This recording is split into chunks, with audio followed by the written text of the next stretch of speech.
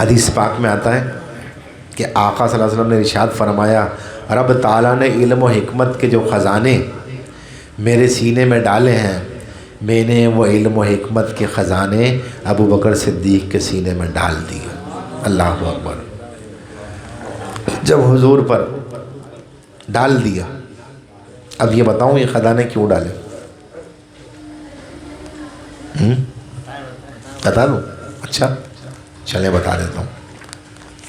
ایک حدیث پڑھی تھی میں نے شروع میں، بتایا تھا بیان کے شروع میں، ایک حدیث پڑھی تھی ترمذی شریف کی۔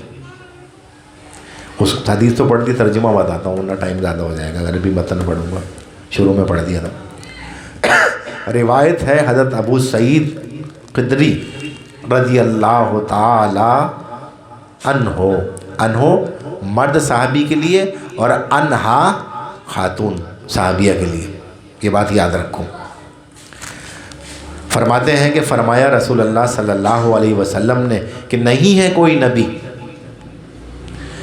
نہیں ہے کوئی نبی مگر اس طرح کہ ان کے دو وزیر آسمان والوں میں سے ہوتے ہیں اور دو وزیر زمین والوں میں سے، دو آسمان والوں میں سے ہوتے ہیں اور دو زمین والوں میں سے، مگر ہمارے آسمانی دو وزیر جبرائیل اور میکائیل ہیں، سرکار فرما رہے ہیں، اور ہمارے زمین والوں میں سے دو وزیر ابو بکر اور عمر ہیں۔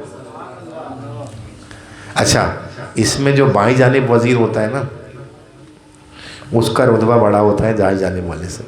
یہ ایک میں نے بہت پہلے ایک پورا بیان کیا تھا، میرے خیال اب بھول گئے ہوں گے، ریکارڈنگ بھی تھی، پورا بیان کیا تھا اس پر مسجد میں۔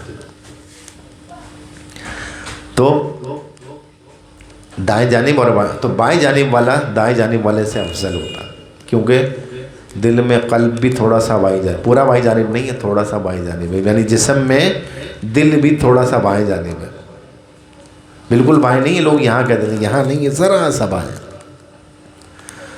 اچھا جی، تو اس حدیث شریف سے معلوم ہوا کہ حضور آسمان کے بھی بادشاہ ہیں اور زمین کے بھی۔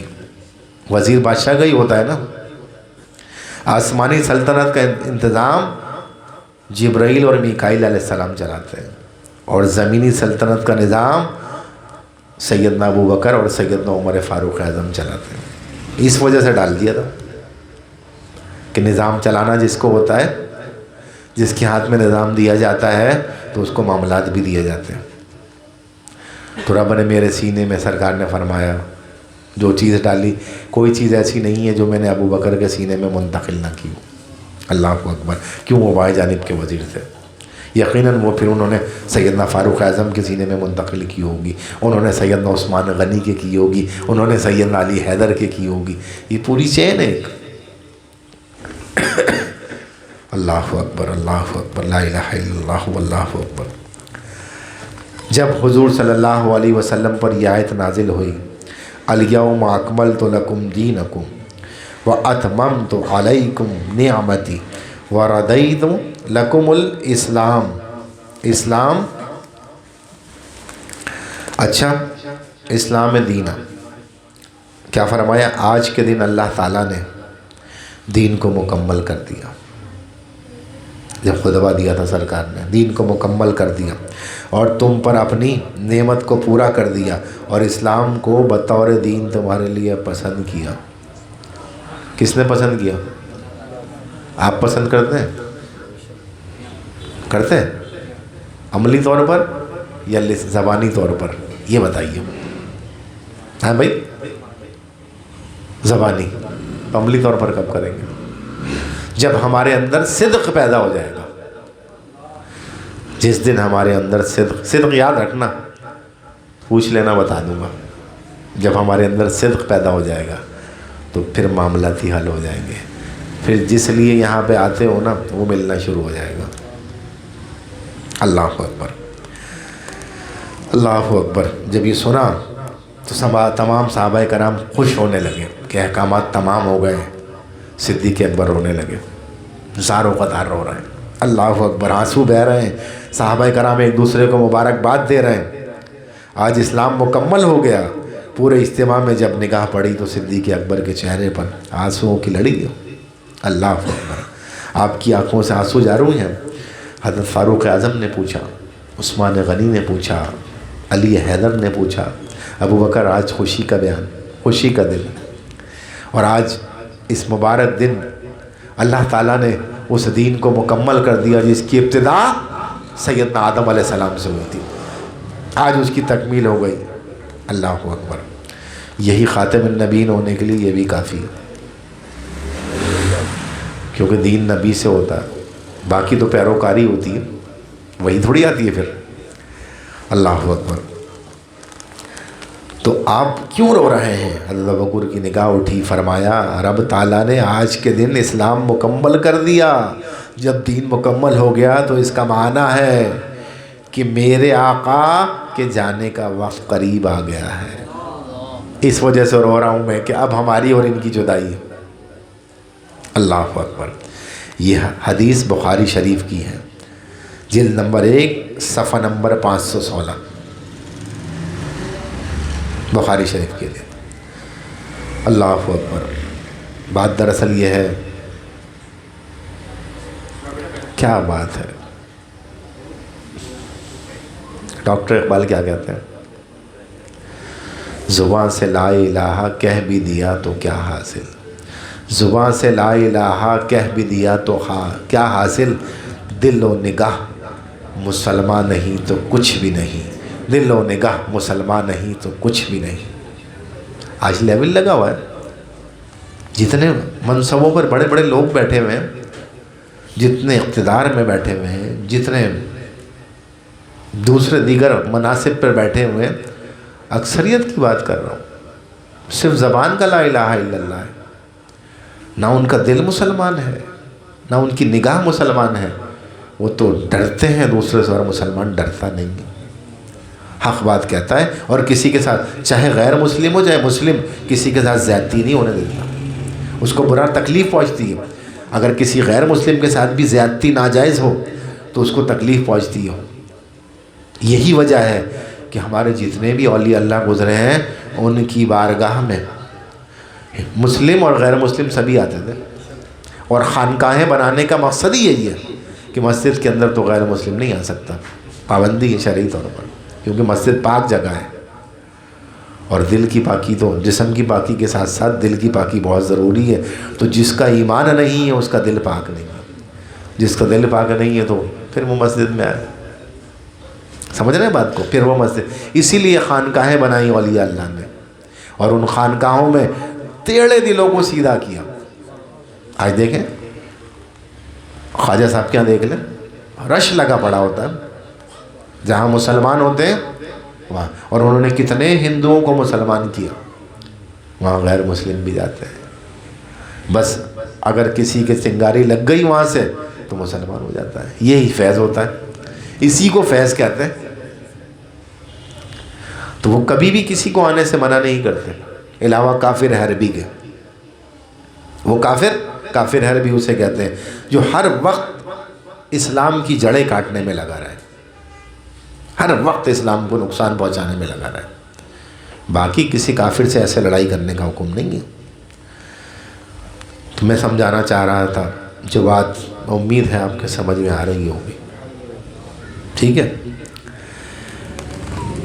اب جب حضور صلی اللہ علیہ وسلم معراج پر سے واپس تشریف لائے, سب سے پہلے آپ کو ابو جہل ملا.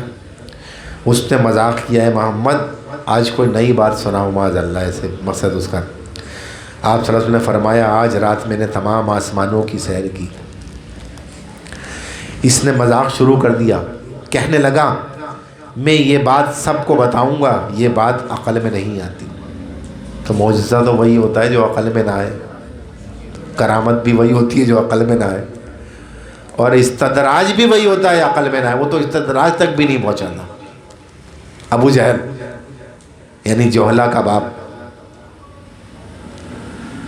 اگر نبی سے کوئی انہونی صادر ہو تو وہ معجزہ, ولی سے کوئی انہونی صادر ہو وہ کرامت, اور غیر مسلم سے کوئی انہونی ثابت ہو اس کو کہتے ہیں استدراج. اس میں دھوکہ کھاتے ہیں آج کل لوگ. غیر مسلم سے بھی صادر ہوتی ہے، اس میں دھوکہ کھا جاتے ہیں۔ اسی لیے ہم کہتے ہیں کہ ایمان شرط ہے، ہم اس کسوٹی پر نہیں تولتے کسی کو بھی، ہم ایمان کی کسوٹی پر تولتے ہیں۔ اگر کسی کو تولتے ہیں 24 کیرٹ سونا تو جانچنے کے لیے کسوٹی ہوتی ہے نا، تو 24 کیرٹ ایمان جانچنے کے لیے بھی کسوٹی ہے، اس کسوٹی کو سیکھنا چاہیے، ورنہ کھوٹ والا مال تو بہت ہے، بھرا پڑا ہوا ہے، اس کھوٹ والے میں دھوکہ کھا جاتے ہیں لوگ، یہ بات یاد رکھو۔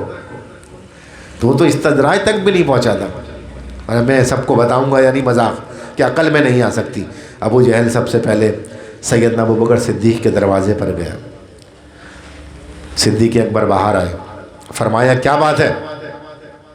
ابو جہل نے کہا ایک مشورہ کرنے آیا ہوں، ایک شخص نے دعویٰ کیا ہے کہ میں نے فرش سے لے کر عرش تک کی سیر کی۔ اللہ اکبر! کیا تمہاری عقل تسلیم کرتی ہے اگر کفر میں ابو جہل کی مثال نہیں ملتی تو ماننے میں صدیق اکبر کی مثال بھی نہیں ملتی؟ یہ بات یاد رکھو، کفر کے معنی انکار، تو اگر انکار کرنے میں ابو جہل کی مثال نہیں ملتی تو تسلیم کرنے میں ابو بکر کی مثال نہیں ملتی۔ اللہ اکبر! یہاں مقابلہ ابو بکر رضی اللہ تعالیٰ عنہ اور ابو جہل کا ہے۔ حضور صلی اللہ علیہ وسلم کی شان تو وراء الورا ہے، سرکار کی شان تو وراء الورا ہے۔ حضرت ابو بکر صدیق نے کہا یہ کس نے کہا؟ ابو جہل نے کہا یہ بات مت پوچھو، میرے سوال کا جواب دو۔ فرمایا پہلے بتاؤ کس نے کہا؟ مجبور ہو کر ابو جہل نے کہا صاحبکم، یعنی صاحبکم تمہارے صاحب نے کہا ہے، صلی اللہ تعالیٰ علیہ وسلم۔ کیا پیاری بات بھی نکلوا دی ابو جہل کے منہ سے، تمہارے صاحب نے کہا ہے۔ اللہ اکبر! حضرت ابو بکر صدیق نے فرمایا تو کہتا ہے کہ حضور فرماتے ہیں کہ میں تنے تنا آسمانوں کی سیر کر کے آیا ہوں، اگر میرے آقا نے فرمایا کہ میں گھر والوں سمیت آسمان کی سیر کر کے آیا ہوں تو میں پھر بھی ماننے کے لیے تیار ہوں۔ اگر حضور صلی اللہ علیہ وسلم نے، صدق کس کو کہتے ہیں؟ آخر میں پوچھ لینا۔ اچھا، ابو جہل نے بے ادبی کی، ایک دفعہ ابو جہل نے کہا اے محمد معاذ اللہ ثم معاذ اللہ ثم معاذ اللہ، سرکار کی شان میں گستاخی کی، آپ کو برا کہا، میں وہ الفاظ نہیں کہتا، برا کہا۔ تجھے کیا پتا ابو جہل کے جمال مصطفیٰ کیا ہے، جس کی ایک جھلک دیکھنے کے لیے آج مسلمانان عالم بے چین بے قرار، تن من دھن قربان کرنے کو تیار۔ یہی وجہ تو ہے جو ایمان کے عجیب ہونے میں 7 بار مبارک دیے، سرکار نے مبارکباد دی ہے، اے لوگوں وہ تم ہی ہو، پہچانو تو اس بات کو۔ اللہ اکبر! اللہ اکبر! اگر جمال مصطفیٰ کی شان پوچھنی ہے تو سیدنا بلال حبشی سے پوچھو، سیدنا صدیق اکبر سے پوچھو، سیدنا فاروق اعظم سے پوچھو، سیدنا عثمان غنی سے پوچھو، سیدنا علی المرتضیٰ سے پوچھو۔ ابو جہل نے آپ کی شان میں گستاخی کی، اور صدیق اکبر کی شان تو میرے مرشد کریم سے بھی پوچھو، اٹھا کے دیکھ لو ان کے بیانات۔ آج صدیق اکبر کا بیان ہے اس وجہ سے۔ اللہ اکبر! ابو جہل نے آپ کی شان میں گستاخی کی، زبان درازی کی۔ آپ نے ابو جہل کو کہا تم سچ کہتے ہو۔ کس نے کہا؟ حضور صلی اللہ علیہ وسلم نے۔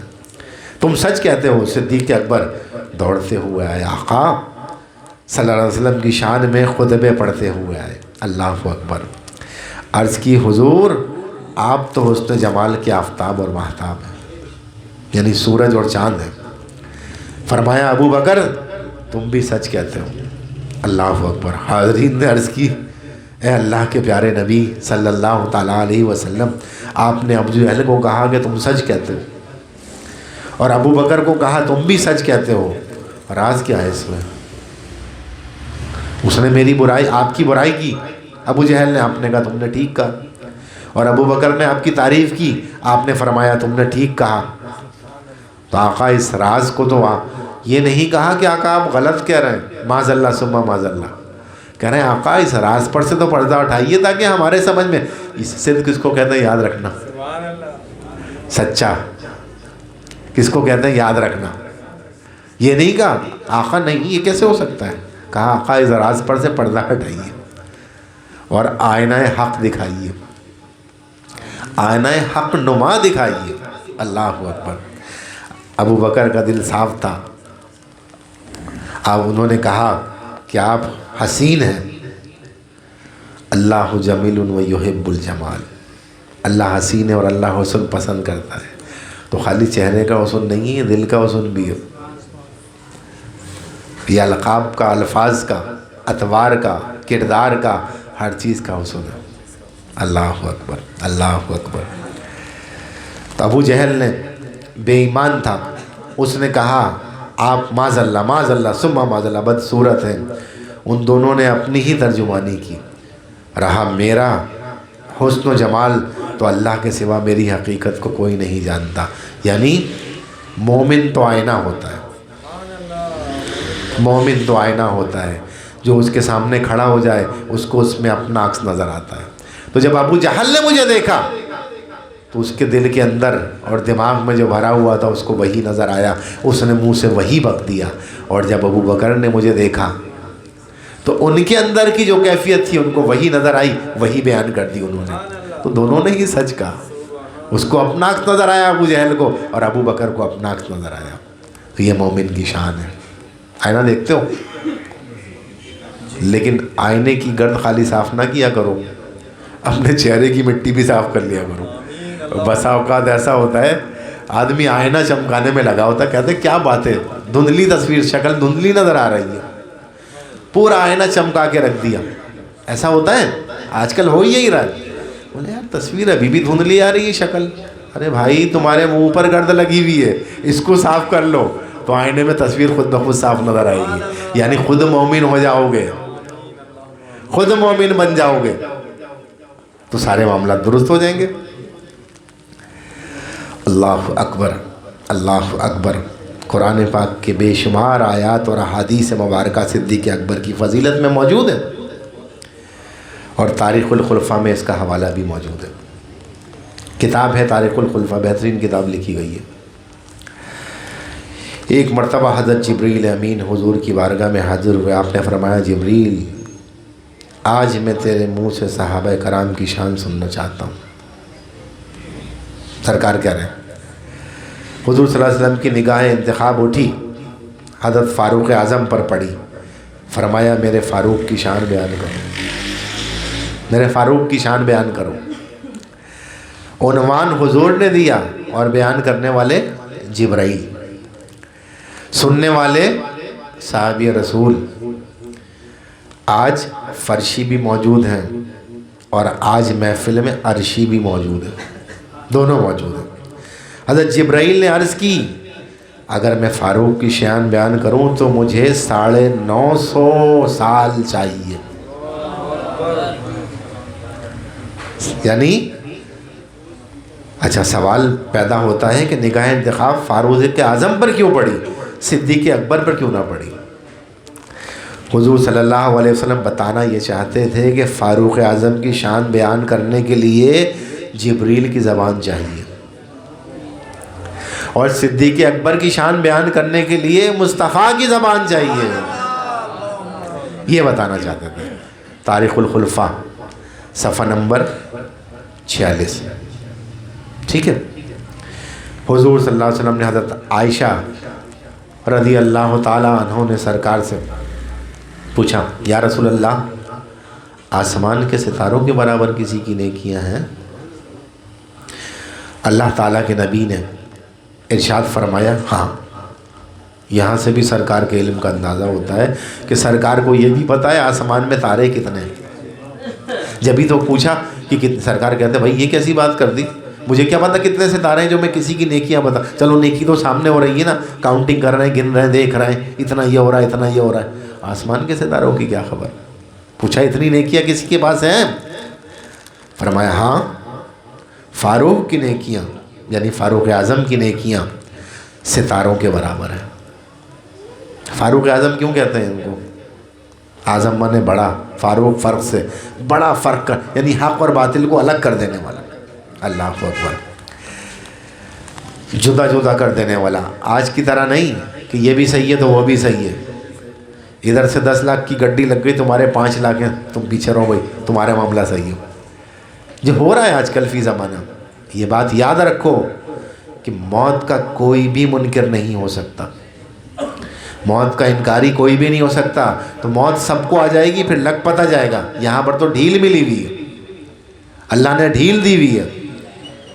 ابھی بھی ہوش کے ناخن اور ہوش کی آنکھیں لے لو، اگر نہیں لوگے تو اسی طرح پریشان رہو گے. اللہ اکبر. جب کہا فاروق اعظم کی، فاروق کی انہیں کیا تھی. حضرت عائشہ صدیقہ نے عرض کی، حضور میرے باپ کی یعنی میرے والد کی. آپ نے ارشاد فرمایا تیرے باپ کی ایک نیکی فاروق اعظم کی تمام نیکیوں پر غالب ہے. یہ نہیں بتایا کہ تعداد میں ان سے زیادہ ہے، کہا وہ ایک نیکی ان پر غالب ہے. اللہ اکبر. حضرت حنیف نے سید نادر المرتضیٰ کرم اللہ وجہ الکریم سے پوچھا کہ سب سے افضل کون ہے تمام اصحاب میں سرکار کے. آپ حضرت علی کرم نے کیا جواب دے رہے ہیں؟ آپ نے جواب دیا انبیاء کرام کے بعد سب سے افضل سیدنا ابوبکر صدیق رضی اللہ عنہ. کہتے ہیں نا افضل البشر بعد الانبیاء، افضل البشر بالتحقیق سیدنا ابوبکر صدیق رضی اللہ تعالی. انبیاء کے بعد تمام بشروں میں افضل ترین جو ہے وہ صدیق اکبر رضی اللہ تعالی عنہ. اللہ اکبر، اللہ اکبر. پھر فرمایا پھر کون ہے پوچھا، فرمایا عمر بن خطاب. پوچھا پھر کون ہے، فرمایا عثمان بن عفان رضی اللہ عنہ. پوچھا پھر کون ہے، فرمایا اللہ کے بندوں میں سے ایک بندہ ہوں.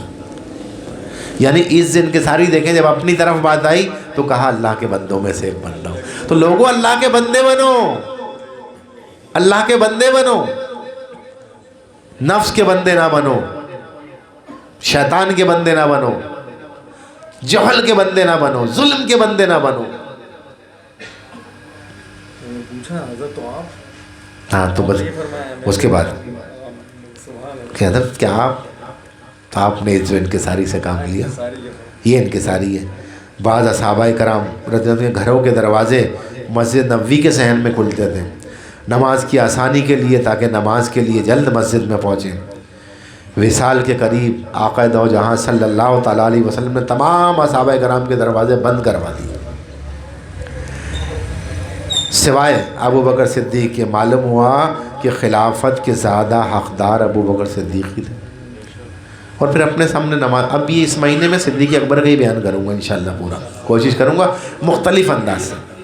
اور اس کے اندر جو نقطے آ رہے ہیں ہمیں زندگی سنوارنے کے لیے وہ نوٹ کرتے چلے جائیے، اپنے ذہنوں میں نوٹ کریں. لکھنا چاہے لکھ لیں، لیکن لکھنا چاہیے یوں نہیں کہہ رہا ہوں کہ پتہ چلا اگلی دفعہ سب کاپی پینسل لے کے آ گیا لکھ رہے ہیں بیٹھے ہوئے. تو لکھا ہوا پڑھنے میں آئے تو کام کارآمد ہوتا ہے، اور اگر لکھا ہوا پڑھنے میں نہ آئے تو کارآمد نہیں ہوتا. یہ بات یاد رکھو کہ لکھ کے تو بہت کچھ پڑھا ہوا ہے، لیکن جو پڑھا جا رہا ہے وہی عمل میں آ رہا ہے، جو پڑھا نہیں جا رہا وہ عمل میں نہیں آئے گا. ایک مرتبہ ایک بوڑھی عورت نے مسئلہ دریافت کرنے کے لیے حضور صلی اللہ علیہ وسلم کی بارگاہ میں آئی. جب مسئلہ پوچھا تو سرکار نے بتایا. پھر عرض کی کہ اگر آئندہ سال آؤں اور آپ کو نہ پاؤں تو اب میں کس سے مسئلہ دریافت کروں گی؟ تو فرمایا اگر آئندہ سال مجھے نہ پاؤ تو مسئلہ ابو بکر صدیق سے دریافت کرنا. ترمذی شریف کی حدیث ہے یہ.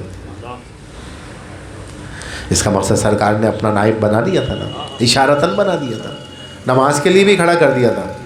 اللہ اکبر. تو یہ شان ہے صدیق اکبر کی. جب کفار ظلم و زیادتی کیا کرتے تھے کس پر؟ سیدنا بلال رضی اللہ تعالیٰ عنہ. تو یہ احد وہ ظلم کر رہے ہوتے تھے، آپ کے منہ سے احد نکل رہا ہوتا تھا. سیدنا ابو بکر صدیق رضی اللہ تعالیٰ عنہ نے کہا امیہ یہ غلام مجھے دے دو. امیہ نے کہا اس کے بدلے حسین رومی غلام لے لو. نہیں، اس کے بدلے حسین رومی غلام لوں گا۔ ابو بکر صدیق نے فرمایا غلام لے لو، زمین لے لو، دولت لے لو۔ خزانوں کے منہ کھول دیے اور بلال کو خرید لیا۔ وجہ کوئی بلال میں ظاہری حسن تھا، بلال میں اندرونی حسن تھا۔ برات میں بلال کا دل صاف تھا۔ آج لوگوں اپنا دل صاف کر لو، اپنے قلوب کو مزین کر لو، مزکا کر لو، مصفا کر لو۔ پڑھتے ہیں، میں دعا مانگتا ہوں نا ایک، یا مقلب القلوب ثبت قلوبنا علی دینک۔ اے یعنی کہ مقلب القلوب، قلبوں کے مسخر کرنے والے، ہمارے دل کو بھی دین کی طرف پھیر دیں۔ یہی دعا کرتے ہیں نا۔ تو حضرت بلال کا دل اللہ کی طرف پھیرا ہوا تھا، اس وجہ سے خریدا آپ نے۔ سرکار سے محبت کرتے تھے۔ اللہ اکبر، اللہ اکبر۔ اب کیا ہوا؟ لوگوں نے ابو بکر سے کہا ابو بکر آج اس سودے میں بڑا نقصان اٹھایا، تم نے بڑا نقصان اٹھایا۔ امیہ نے کہا تم نے اتنی دولت دے کر یہ حبشی غلام لیا، تمہیں اس میں کیا فائدہ ہوا؟ ابو بکر نے فرمایا امیہ میں نے تمہیں ٹھکریاں دے کر ایک ہیرا خریدا ہے۔ صدیق اکبر میں ایک کتاب لکھی گئی ہے، اس کتاب میں صفحہ نمبر 36 پر یہ درج ہے۔ کتاب کا نام ہی ہے صدیق اکبر۔ اللہ اکبر۔ سیدنا ابو بکر صدیق رضی اللہ تعالیٰ عنہ حضرت بلال کو لے کر حضور کی بارگاہ میں آئے، عرض کی آقا میں نے بلال کو آزاد کر دیا۔ آقا نے دیکھ کر مسکرائے اور فرمایا ابو بکر مجھے بھی اس سودے میں شریک کر لو۔ اللہ اکبر، کتنا پیارا سودا ہوگا کہ آقا کہہ رہے ہیں ابو بکر مجھے بھی اس سودے میں شریک کر لو۔ اللہ اکبر، اللہ اکبر، اللہ اکبر۔ ابو بکر کی آنکھوں میں آنسو آ گئے۔ عرض کی حضور ہم تو دونوں ہی آپ کے غلام ہیں، اگر بلال کو غلامی سے آزاد کرا تو میں بھی تو آپ کا غلام ہوں۔ اللہ اکبر، اللہ اکبر۔ خطبے کے اندر جو آیت مبارکہ میں نے شروع میں پڑھی تھی، ہے نا، کیا پڑھی تھی؟ والذی جاء بالصدق وصدق بہ اولئک ھم المتقون، اور وہ جو سچ لے کر تشریف لائے اور وہ جنہوں نے ان کی تصدیق کی یہی ڈر والے ہیں۔ یہاں سے صدیق اکبر کی صحابیت کی تائید ہو گئی۔ قرآن کریم کی آیت میں جاء بالصدق سے مراد حضور ہیں اور وصدق بہ سے مراد ابو بکر صدیق رضی اللہ عنہ۔ اللہ اکبر۔ حضور صلی اللہ علیہ وسلم توحید لے کر آئے، سچائی لے کر آئے، قرآن مجید لے کر آئے اور اسلام لے کر آئے۔ مکے میں جس نے سب سے پہلے سچائی کی تصدیق کی وہ کون؟ ابو بکر صدیق رضی اللہ تعالی عنہ۔ اللہ اکبر۔ ابو بکر صدیق رضی اللہ عنہ اتنے سچے ہیں کہ اللہ تعالیٰ قرآن میں ان کی سچائی کا اعلان کر رہا ہے۔ آپ نے زمانہ جاہلیت میں بھی کبھی بت پرستی نہیں کی، صدیق اکبر نے کبھی نہیں کی۔ حضرت ابو بکر صدیق سے محبت کرنا کس کی نشانی ہے؟ ہماری۔ تو آپ کون ہیں؟ سن ہے، سن ہے۔ کب تک سن رہیں گے؟ کب تک سن رہیں گے بھائی؟ ایسے ہی آنا جانا لگا رہے گا؟ سن ہی رہو گے۔ سنتے ہیں اور سن ہو جاتے ہیں، سنتے ہیں اور سن ہو جاتے ہیں۔ اللہ اکبر۔ تو کیا ہوا؟ کبھی بت پرستی نہیں کی، کبھی نہیں کی۔ تھوڑا سا آگے تشریف لے آئیے۔ اللہ اکبر۔ تو نشانی ہے سیدنا ابو بکر صدیق سے محبت کرنا سچوں کی۔ وَكُونُوا مَعَ الصَّادِقِينَ، سچوں کے ساتھ ہو جاؤ، قرآن کی آیت ہے نا۔ تو سچوں کی نشانی ہے، اور آپ سے دشمنی کرنا جھوٹوں کی نشانی ہے۔ صدیق کا معنی ہے بہت سچا، اور جس نے کبھی جھوٹ بولا ہی نہ ہو۔ اللہ اکبر۔ حضرت ابو بکر صدیق نے زمانہ جاہلیت میں بھی کبھی بت پرستی نہیں کی، حضرت ابو بکر صدیق فرماتے ہیں میرے والد ابو قحافہ ایک مرتبہ مجھے بت خانے میں لے گئے اور بت کے سامنے کھڑے ہو کر کہا بیٹے یہ تیرا خدا ہے، اسے سجدہ کرو۔ دیکھو یہ شاعر جو ہے نا بہت سے مختلف کلام میں سجدے کا لفظ استعمال کر لیتے ہیں۔ آج بھی میں نے ایک سنا تو مجھ سے پوچھا، میں نے کہا نہیں تیرے سجدے کو آتے نہیں میں نے چکر لگاتے ہیں، ایسے کر لو اس کو، ایسا نہیں کرو، یہ صحیح نہیں ہے لفظ، تو اس سے احتیاط۔ تو کہا کہ سجدہ کرو اسے۔ اللہ اکبر۔ حضرت ابوبکر صدیق سے کہا کہ یہ تیرا خدا ہے، اسے سجدہ کرو۔ مجھے وہاں چھوڑ کر خود آگے چلے گئے، لیکن میں نے بت کو سجدہ نہیں کیا۔ ابو بکر فرماتے ہیں میں نے بت کو کہا خدا کی بات کر میں بھوکا ہوں، مجھے کھانا کھلا۔ اس نے جواب نہ دیا۔ پھر میں نے کہا میں ننگا ہوں، مجھے کپڑے پہنا۔ اس نے کوئی جواب نہ دیا۔ آپ نے 2-3 سوال کیے لیکن کوئی جواب نہ آیا۔ ابو بکر صدیق نے زمین سے ایک پتھر اٹھایا اور فرمایا میں تجھے پتھر مارنے لگا ہوں، اگر خدا ہے تو اپنے آپ کو بچا لے۔ درود شریف پڑھیے۔